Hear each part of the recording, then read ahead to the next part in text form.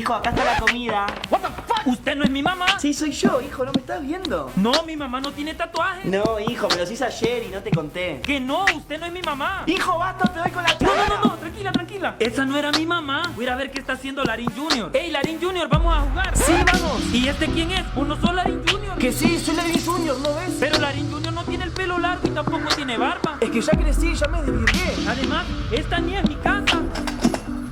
Ya sé, para saber quiénes son, les voy a quitar la peluca y el gorrito.